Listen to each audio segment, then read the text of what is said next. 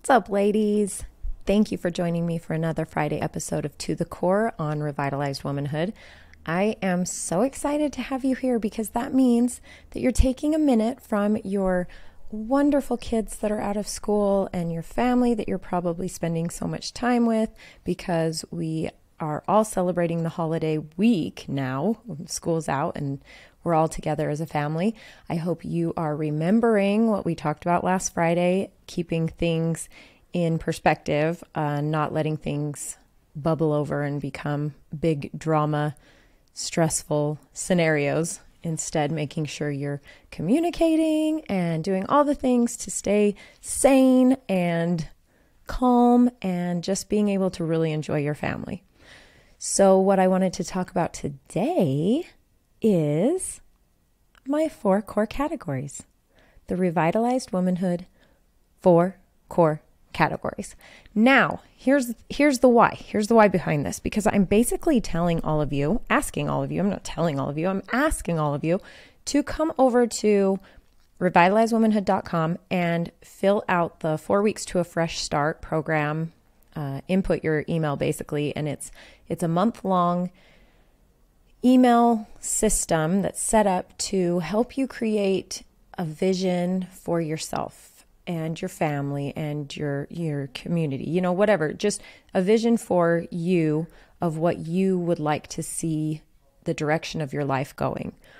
Goals, tasks, objectives, those kinds of things.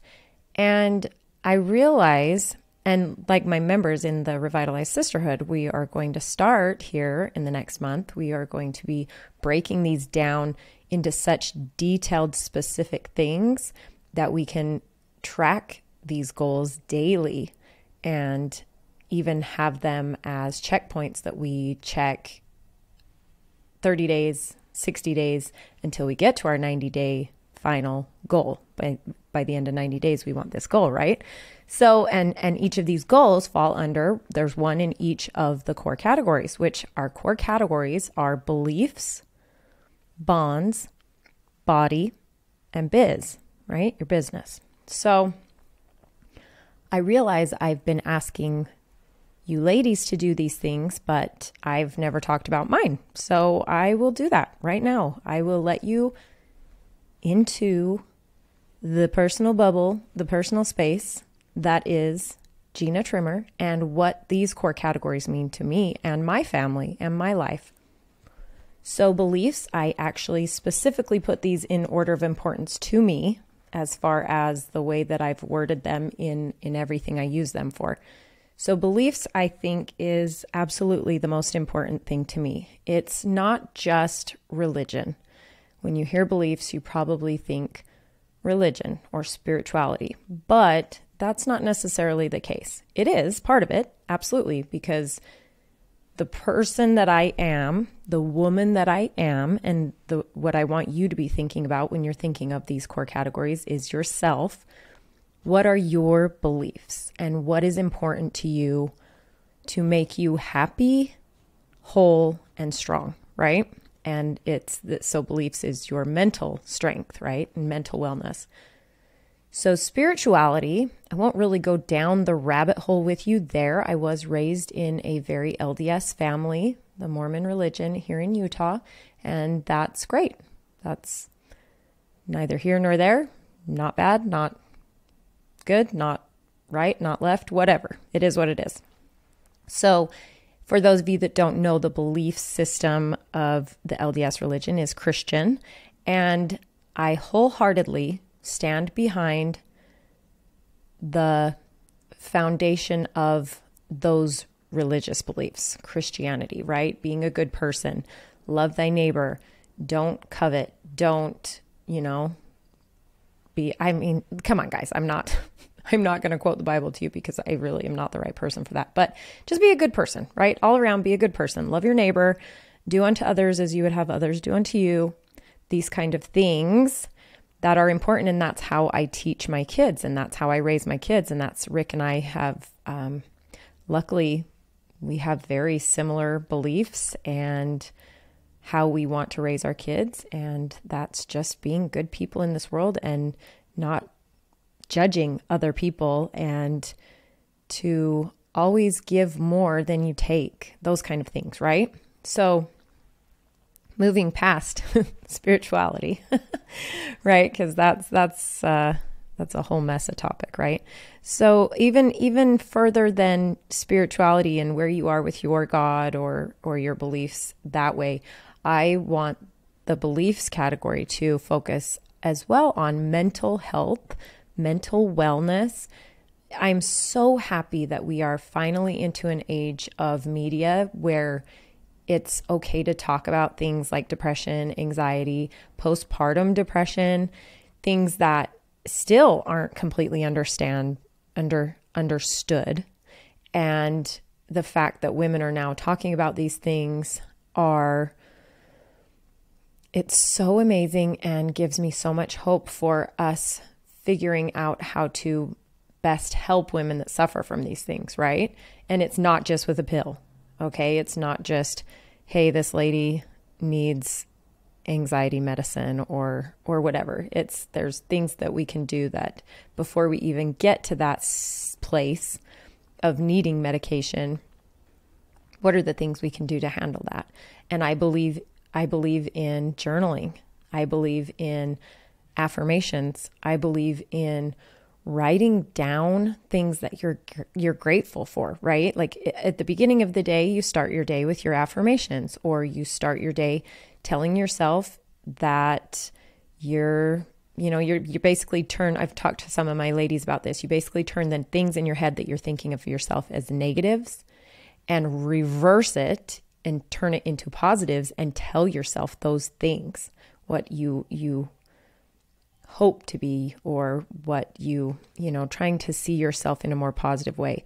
So affirmations in the morning and what you're thankful for at night. Even it doesn't have to be a whole production. I mean, it can be if you want it to be, if you really enjoy it, but it doesn't have to be a whole production. At night, I say, I am so thankful for my body that it did what it needed to do. I'm so thankful for my family. I'm so thankful for, right? It's not so far from people who maybe say your prayers at night and thank God for these things, right?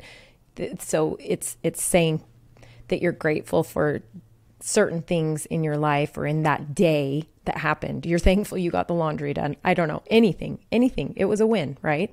That way you go to bed with this feeling of accomplishment and being grateful, rather than if you just yelled at your kids, or if you just, had a fight with your husband, or anyway, things like that.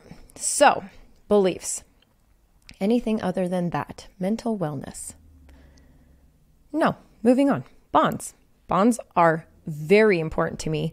The reason I put beliefs before bonds, because bonds are absolutely very important to me. But the reason I put beliefs before bonds is it's the whole theory behind when you're in an airplane and the oxygen mask falls, right? What do they tell us? If the oxygen masks have to fall, make sure you put yours on first, then you put your kids on, right? You have to make sure that you are going to be alive to be able to put a mask on your child. So same scenario with why I put beliefs in front of everything else is that you have to have your cup full, right? They talk about that all the time, that if your cup is not full, you're constantly pouring from an empty cup. You can't pour into others' cups if your cup is empty, right?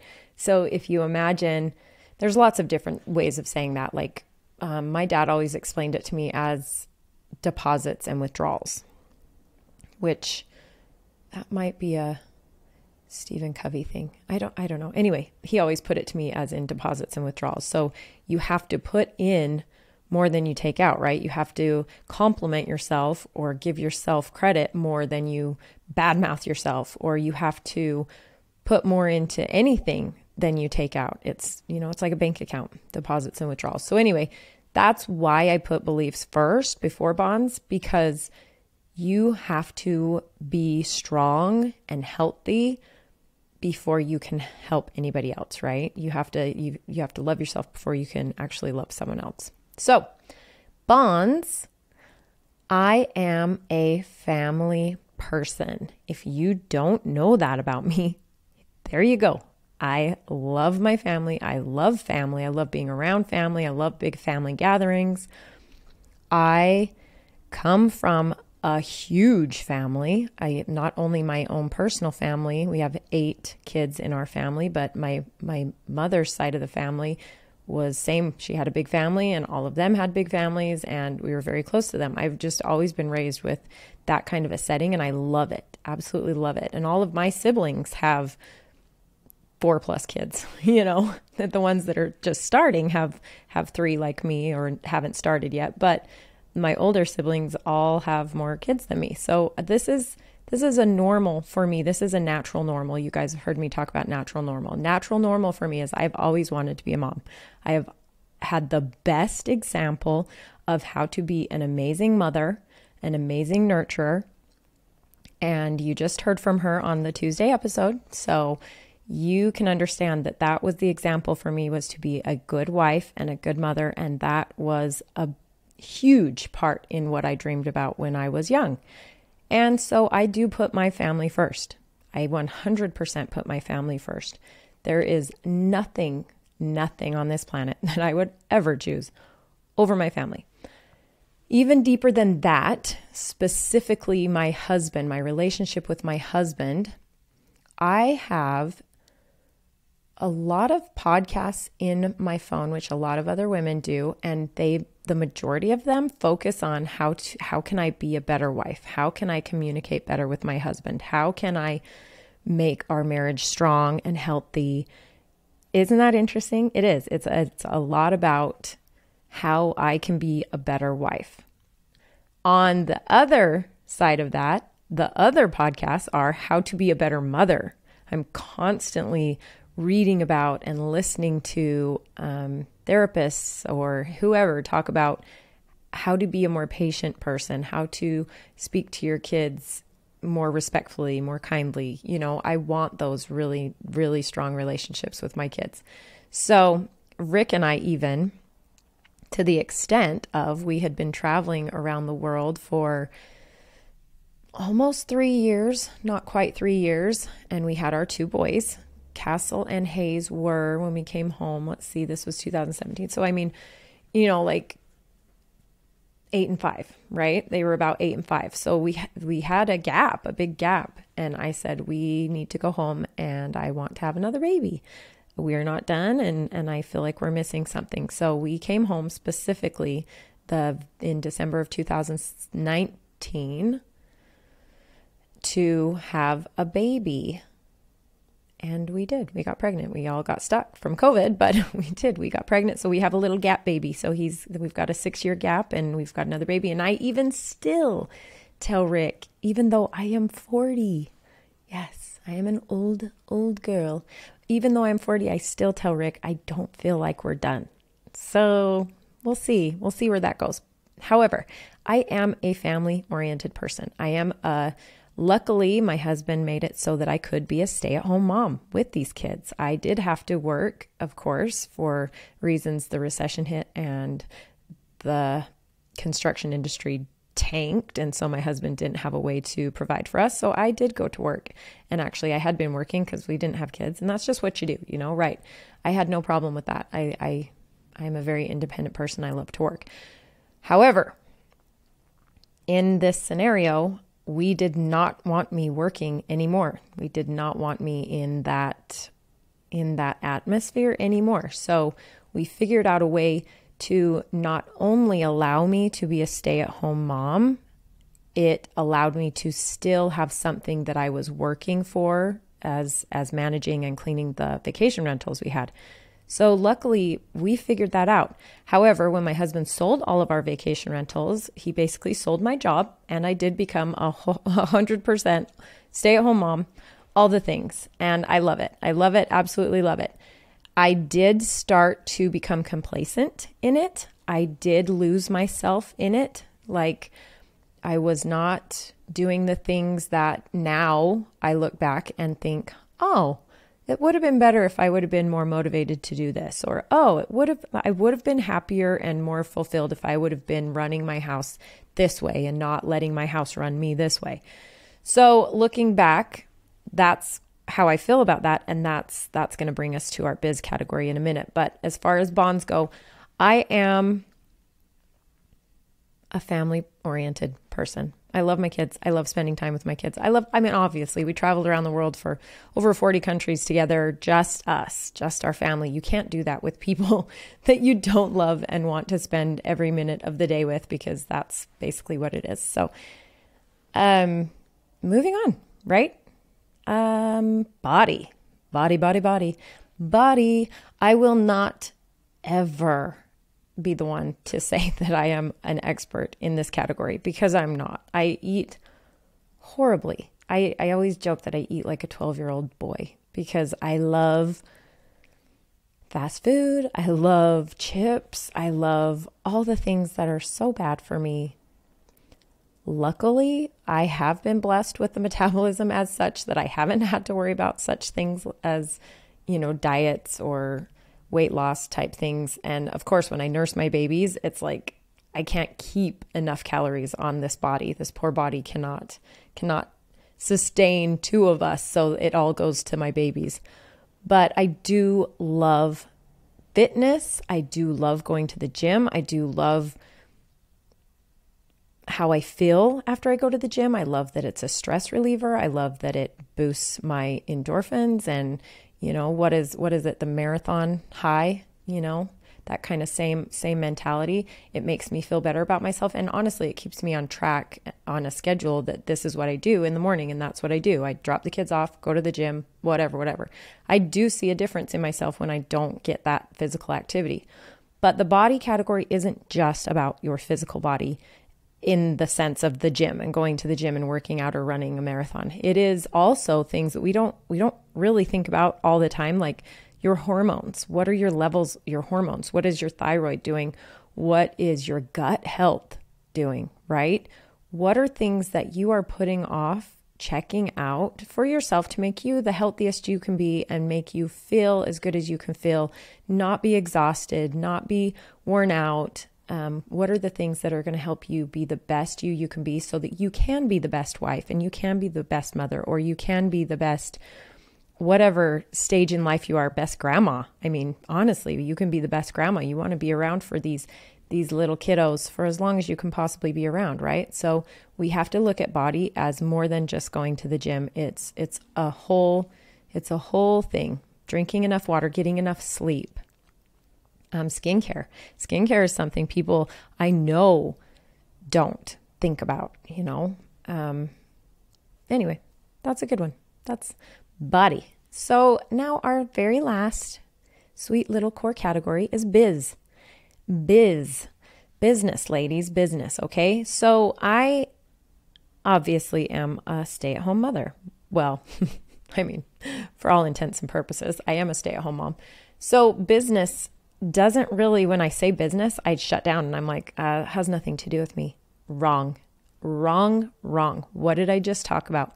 If I would have been running my house with the mentality of, I am the CEO of this home, this is my business, my family is my business, I would have been so much better off. I would have been so much happier. I would have not felt so overwhelmed by the things that I was letting slide, like letting the house get to a point that it was like, oh, this is so dirty. It's really bad now and it's going to take me so long to clean. So then I get overwhelmed by that, right? The mess is everywhere. The kids' clothes haven't been changed out for the seasons. Moms, you know what I'm talking about. The laundry, just letting it just cycle through and the kids are just pulling stuff out of the piles because I haven't folded anything or put anything away, right? So these are things that you're not functioning at your best. You aren't. If you want to be the best wife and the best mother you can possibly be, or even if you're just a single gal and you live at home alone, what's the best way for you to run your home? You're probably better at this than the rest of us, but I know when I was living alone, when I was single, I would make my bed every single day. That was so important to me. I mean, bed was made. That's it. There was never any dishes in the sink. I mean, probably to my own, like it caused me to become more of a perfectionist and not have any kind of mess or clutter. I was a little obsessive about it, but these are the things we have to think about. We have to think about time management. We have to think about budgets. We have to think about, I know I give gals a hard time that just go to Target and spend money and shop, and that's not the best way to spend your time, right? The best way to spend your time if you are a stay-at-home mom is be with your kiddos, or planning things that are going to be better for them, better meals for them, better things for them to do, activities rather than playing on their tablets, rather than watching TV, right? So if that is your path, then business, you've got, what if these gals want to have a business out of their home and be a stay-at-home mom? Yes, let's do it. I support that. I support that wholeheartedly. If you want to sell Saint makeup, if you want to come up with your completely own business plan because there's a need for it. There are so many amazing women, and I hope to have them all on my podcast. There are, just here in Utah alone, there are so many super successful businesses that were created because a stay-at-home mom, a housewife, couldn't find it anywhere, couldn't find the thing that she needed. So she created it. And now that she's like super successful because of that, right? So if that's for you, if that's the path you want to be on, let's do that. Let's make that happen. Gals that go to work. Okay. I just got off the phone today with one of my friends. She's one of my members in my sisterhood. And she talked about how, yes, we love stay-at-home moms. We're surrounded by them here in Utah. It's common. And she has sisters that is their life and their love and their joy to be a stay-at-home mom. However, she never felt that way. She loves being a mom and she loves being a wife, but she still needed more. She wanted to have a career. She wanted to be a teacher. She wanted to be part of the workforce, right? And then be able to go home to her family. That's my mother-in-law as well. My mother-in-law always talks about that, how she always wanted to have a job.